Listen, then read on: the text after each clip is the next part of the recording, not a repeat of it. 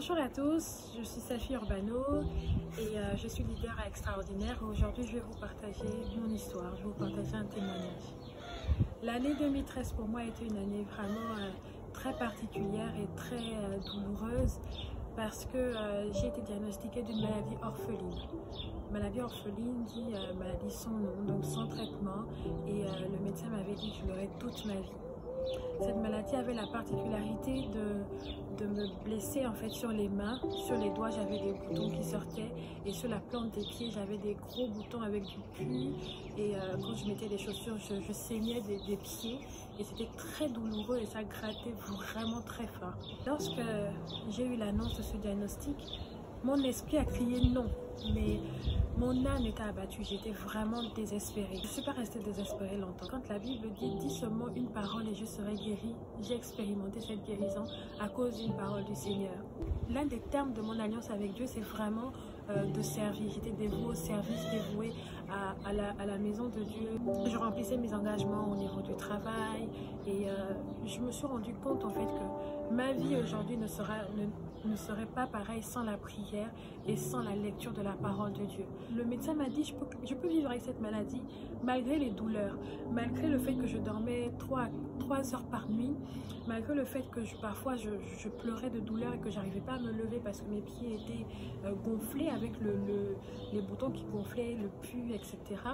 Le sang. Donc, malgré tout ça, il m'a dit que vous pouvez continuer à vivre, mais vous l'aurez toute votre vie. Et un soir, je me suis assise comme ça sur le lit, j'ai demandé au Seigneur, est-ce que je vais être guérie? Je crois que j'ai eu sa réponse quasiment un an après. Et donc j'avais déjà quelques mois de maladie, j'ai demandé à Dieu si je vais être guérie. Il m'a répondu quasiment un an après. Mais dans ces un an-là, j'ai continué à bénir la parole de Dieu. J'ai continué à rendre service, j'ai continué à remplir ma part d'engagement. Et je peux vous assurer que j'ai un mari formidable parce qu'il m'a aidé. Je ne pouvais plus tenir parfois le balai. Quand c'était très grave, là, il y avait du sang, etc. Tenir le balai était douloureux. Il m'a soutenu aussi.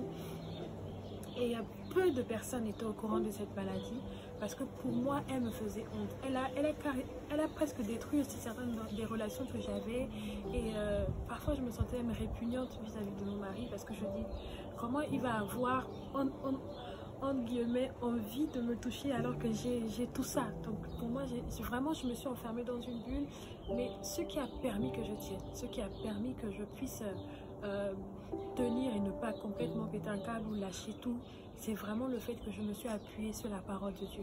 Dis seulement une parole, dis seulement un mot et je serai guérie. La veille de mon dernier rendez-vous chez un spécialiste à l'étranger,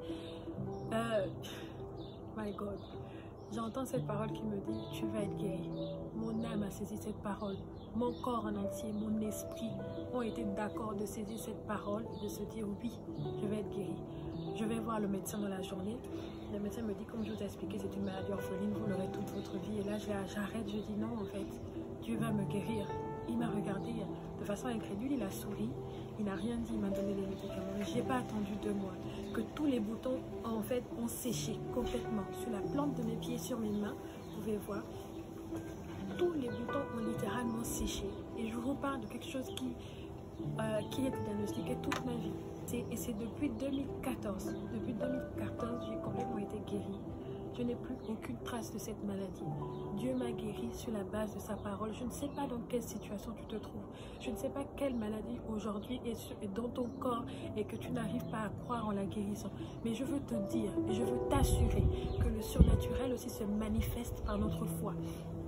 Si tu as la foi maintenant que Dieu va te guérir, il te guérira maintenant. Je vais élever ma voix pour prier pour toi. Seigneur, je prie afin que la personne qui regarde cette vidéo reçoive la guérison maintenant au nom puissant de Jésus.